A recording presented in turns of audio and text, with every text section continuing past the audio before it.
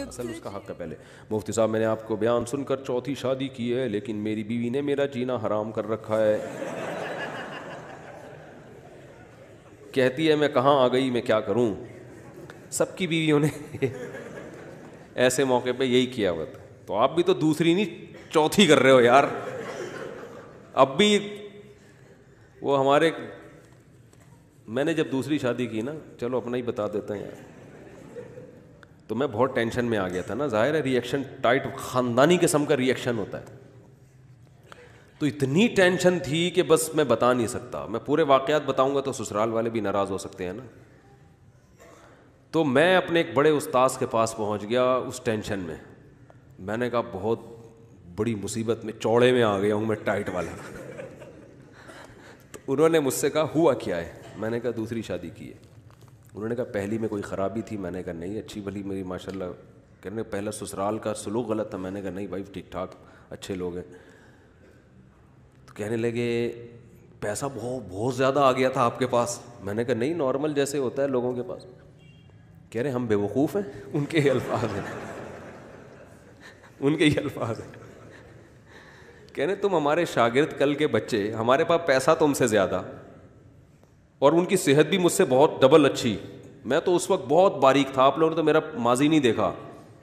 میں تو 2013 کے بعد تھوڑا سا میرا جسم پہ گوشت آیا, ورنہ تو میں ایسے باریک, پتلا نہیں باریک تھا. تو انہوں نے کہا اتنے باریک آدمی ہو تم, ہماری صحت بھی اچھی. تو پھر مجھے کہنے لگے, مجھے نہیں ایک دوسرے شاگرد کو کہنے لگے کہ ایک آدمی کو شہد پینے کا شوق ہے. جوش میں آ کے وہ ڈائریکٹ شہد میں ہاتھ دے کے,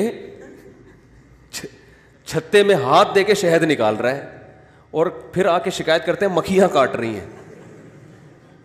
آگے ابھی بات کمپلیٹ نہیں ہوئی. انہوں نے کہا ایک آدمی جس کو شہد پینے کا شوق ہے, ایک طریقہ تو ہوتا ہے نا تمیز سے کاٹے اور وہ برتن میں, کہہ رہے اتنا شوق ہے اس کو شہد پینے کا کہ ڈائریکٹ چھتے میں ہاتھ دے کے کیا کر رہا ہے, شہد نکال رہا ہے. شکایت کرتا ہے کہ مکھیاں کاٹ رہی ہیں. تو بتاؤ بہت بڑا بے وقوف ہے یا نہیں. تو وہ دوسرا میرا کلاس فیلو تھا, اس نے کہا ہاں. کہتے ہیں یہ مفتی میرے بارے میں کہا, یہ اس مولوی کو دیکھو شہد کے چھتے میں منہ دے کے شہد پی رہا ہے, اور پھر آگے شکایت کر رہا ہے کہ استاد جی مکھیاں کاٹ رہی ہیں. تو میں نے کہا یہ کیا تسلی دیں گے مجھے یار, یہ تو اور زیادہ ٹینشن دے رہے ہیں. تو میں وہاں سے پتلی گلی سے نکل گیا. تو میں نے کہا یہاں پھر ایک اور استاذ ملے. میں نے کہا یہ چل رہا ہے بھائی, بہت زیادہ ٹینشن ہو رہی ہے. حالانکہ مجھے پتا تھا ٹینشن ہوگی, لیکن بہت جتنا سوچو گے نا ٹینشن ہو رہی ہے, اس کو 10 سے ضرب دے لو, اتنی ہوتی ہے.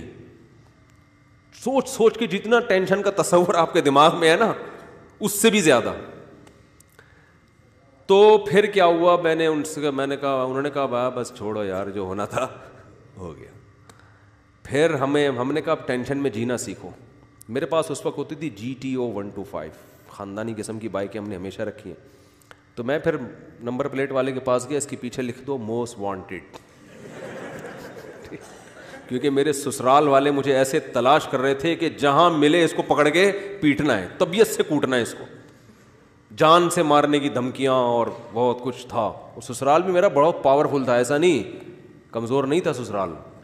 کیا تھا یہ زیادہ نہیں, ڈیٹیل میں نہیں, ساری باتیں تھوڑی سب بتا دیں, ہاتھ پاؤں کٹوا دیں, ٹھیک ہے. تو پھر ہم نے تیسری کر لی. تو یہ تو ہوگا.